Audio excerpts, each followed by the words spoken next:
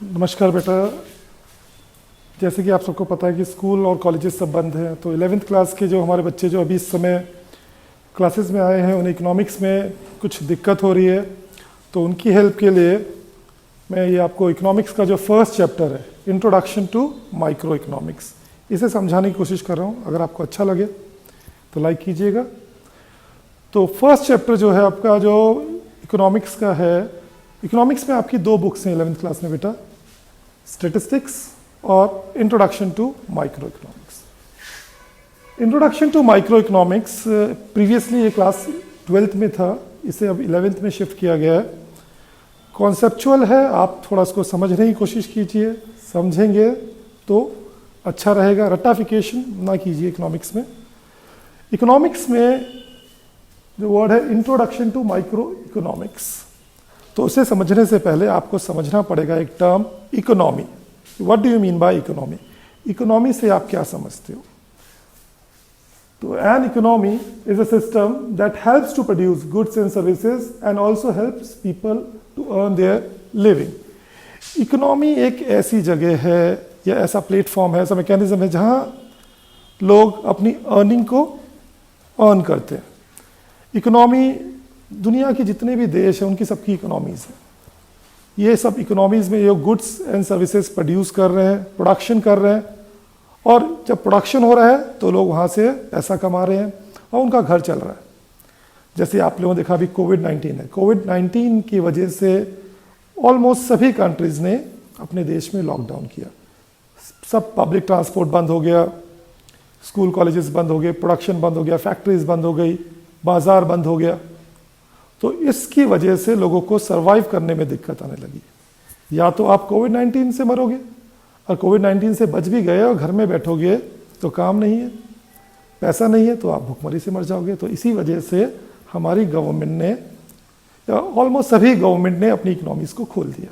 हमारी जीडीपी 8% होती थी, अब देखो इस समय -23% के आसपास है, माइनस में चली गई इकोनॉमी इस लॉकडाउन की वजह से। तो इकोनॉमी एक ऐसी जगह है जहां से आप अपनी अर्निंग्स को अर्न करते हैं, अपना घर चलाते हैं। तो वर्ल्ड में 3 तरह की इकोनॉमीज होती हैं।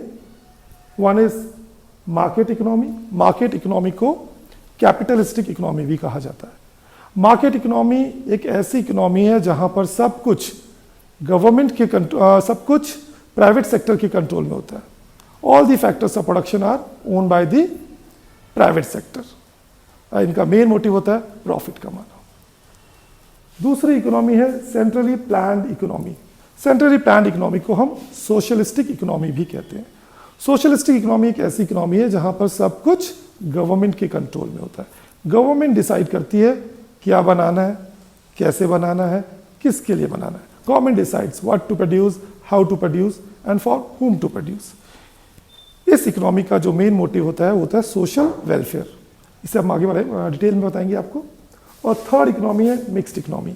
एक ऐसी इकोनॉमी जहां पर गवर्नमेंट और प्राइवेट सेक्टर दोनों मिलकर प्रोडक्शन और इकोनॉमिक एक्टिविटीज को कंट्रोल करते हैं।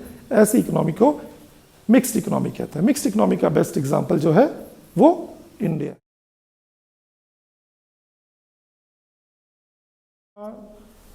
इकोनॉमिक्स को 3 क्लासिफिकेशन हमने आपको बताया था। Market economy, centrally planned economy और मिक्स्ड इकोनॉमी। इनको समझते हैं। सबसे पहले मार्केट इकोनॉमी। मार्केट इकोनॉमी एक ऐसी इकोनॉमी है जहां पर सभी फैक्टर्स ऑफ प्रोडक्शन, अब पूछोगे फैक्टर्स ऑफ प्रोडक्शन क्या होता है सर? कोई भी गुड्स को प्रोड्यूस करने के लिए आपको जो चीज़ें चाहिए, जनरली हमें चाहिए लैंड, लेबर, कैपिटल, एंटरप्राइजेस या एंटरप्रेन्योर। ये वो लोग होते हैं जिनकी वजह से प्रोडक्शन होता है। प्रोडक्शन के लिए लैंड का होना ज़रूरी है, लेबर का होना ज़रूरी है और कैपिटल का होना बहुत ज़रूरी है। तो मार्केट इकोनॉमी या कैपिटलिस्टिक इकोनॉमी एक ऐसी इकोनॉमी है जहां पर सारे फैक्टर्स ऑफ प्रोडक्शन यानी लैंड भी, लेबर भी, कैपिटल भी, ये सब प्राइवेट सेक्टर के हाथ में। और प्राइवेट सेक्टर का एक ही मोटिव होता है कि ज़्यादा से ज़्यादा प्रॉफिट कमाना। प्राइवेट सेक्टर ये जो इकोनॉमी है, इस इकोनॉमी में जो भी गुड्स आप प्रोड्यूस करोगे उसकी कीमत कैसे तय होगी? So prices of goods and services are determined by market forces. Market decide करेगा कि ये प्रोडक्ट की कीमत क्या होगी। जिस प्रोडक्ट की मार्केट में डिमांड होगी उसके प्राइस ज़्यादा होंगे और जिसकी डिमांड नहीं होगी उसके प्राइस कम होंगे। यानी जो भी कीमत होगी वो मार्केट डिसाइड करेगा। बहुत सारे एग्जाम्पल हैं इस मार्केट इकोनॉमी के। एक एग्जाम्पल, जितने भी डेवलप्ड नेशंस हैं, दुनिया के जितने भी डेवलप्ड नेशन हैं, चाहे वो अमेरिका हो गया, ब्रिटेन हो गया, फ्रांस हो गया, ये सब एग्जाम्पल हैं मार्केट इकोनॉमी के और कैपिटलिस्टिक इकोनॉमी के। दूसरी इकोनॉमी है centrally planned economy. Centrally planned economy को हम सोशलिस्टिक इकोनॉमी भी कहते हैं। तो सेंट्रली प्लान्ड इकोनॉमी एक ऐसी इकोनॉमी होती है जहां सब कुछ गवर्नमेंट के कंट्रोल में होता है। सारे फैक्टर्स ऑफ प्रोडक्शन, जमीन भी गवर्नमेंट की, लेबर भी गवर्नमेंट का, पैसा भी गवर्नमेंट का। गवर्नमेंट ही डिसाइड करती है क्या बनाना है, कैसे बनाना है, किसके लिए बनाना है। Everything is control by the government. So prices of goods and services जो आप प्रोड्यूस करेंगे उसकी कीमत भी गवर्नमेंट ही तय करेगी। और इस इकोनॉमी में जो मेन मोटिव होता है that is social welfare. Social welfare एक मेन मोटिव है। तो इस समय चाइना इसका बेस्ट एग्जांपल है। चाइना में सोशलिज्म है, वहाँ पे सब कुछ गवर्नमेंट के कंट्रोल में, जो गवर्नमेंट कहती है वो होता है, ठीक है। और तीसरी इकोनॉमी जो आ गई वो है मिक्स्ड इकोनॉमी। मिक्स्ड इकोनॉमी एक ऐसी इकोनॉमी है जहां सब कुछ, जितने भी फैक्टर्स ऑफ प्रोडक्शन है, दोनों का कंट्रोल है। प्राइवेट सेक्टर और गवर्नमेंट सेक्टर दोनों मिलकर काम करते हैं। एक ऐसी इकोनॉमी जहां पर प्राइवेट सेक्टर और गवर्नमेंट सेक्टर दोनों मिलकर काम करते हैं, वो मिक्स्ड इकोनॉमी है। इंडिया का देख लीजिए। इंडिया में अगर मैं टेलीफोन सर्विस प्रोवाइडर की बात करूं तो यहाँ पर जियो भी है। जियो एक प्राइवेट सेक्टर का है। BSNL भी है जो गवर्नमेंट सेक्टर का है। एयरलाइंस की भी बात करें तो एयरलाइंस में आप देख लीजिए एयर इंडिया भी है और स्पाइस या जेट एयरवेज भी है। तो यहाँ पे दोनों सेक्टर मिलकर काम कर रहे हैं। तो ऐसी इकोनॉमी जहाँ पर सब जितना भी प्रोडक्शन एक्टिविटीज़ है उस पर दोनों का कंट्रोल है।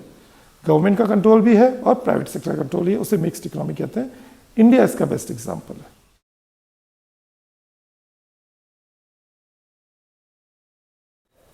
तो हमने इस चैप्टर में अभी इकोनॉमी को पढ़ा, इकोनॉमी के टाइप्स को पढ़ा, उनके फीचर्स पढ़े। अब ये चैप्टर का नाम है इंट्रोडक्शन टू माइक्रो इकोनॉमिक्स। तो माइक्रो इकोनॉमिक्स क्या है? देखो नाम ही बता रहा है, माइक्रो। माइक्रोस्कोप होता है ना, माइक्रोस्कोप से क्या करते हो आप? छोटी चीज़ें देखते हो। तो माइक्रो इकोनॉमिक्स, इकोनॉमिक्स की वो ब्रांच है जो इंडिविजुअल इकोनॉमिक यूनिट्स के बारे में पढ़ती है। चाहे वो इंडिविजुअल डिमांड हो, इंडिविजुअल सप्लाई हो। तो इंडिविजुअल यानी इकोनॉमिक एज ए हो, इकोनॉमी में किसी एक इंडिविजुअल यूनिट के बारे में जो पढ़ाई कर रहा है। तो इकोनॉमिक्स की वो ब्रांच जो सिर्फ इंडिविजुअल यूनिट्स के बारे में पढ़े उसे माइक्रो इकोनॉमिक्स कहते हैं। It is also known as price theory. जब भी हम माइक्रो इकोनॉमिक्स पढ़ते हैं तो हम ये एज्यूम करते हैं कि जो मैक्रो इकोनॉमिक्स है उसके जो वेरिएबल्स हैं वो कांस्टेंट है। तो ये है माइक्रो इकोनॉमिक्स। अब माइक्रो इकोनॉमिक्स के साथ दूसरा टॉपिक है मैक्रो इकोनॉमिक्स। माइक्रो इकोनॉमिक्स का जस्ट अपोजिट है macro economics. Micro means small, macro means large. Economics की वो ब्रांच जो ग्रुप और एग्रीगेट्स के बारे में पढ़े। That branch of economics which studies about group और aggregate is known as macroeconomics. Example aggregate demand, aggregate supply. Macroeconomics is also known as income and employment theory. जब हम macro economics पढ़ते हैं तो हम ये assume करते हैं कि माइक्रो इकोनॉमिक्स के जो वेरिएबल है वो कांस्टेंट है। तो बेटा आज का जो हमारा वीडियो है ये सिर्फ हमने इकोनॉमी को डिवोट की है। कल जो या बाद में जो भी वीडियो आगे आएगी उस वीडियो में हम फर्दर आगे इकोनॉमिक प्रॉब्लम, उसकी कॉजेस और सेंट्रल प्रॉब्लम्स के बारे में डिस्कस करेंगे।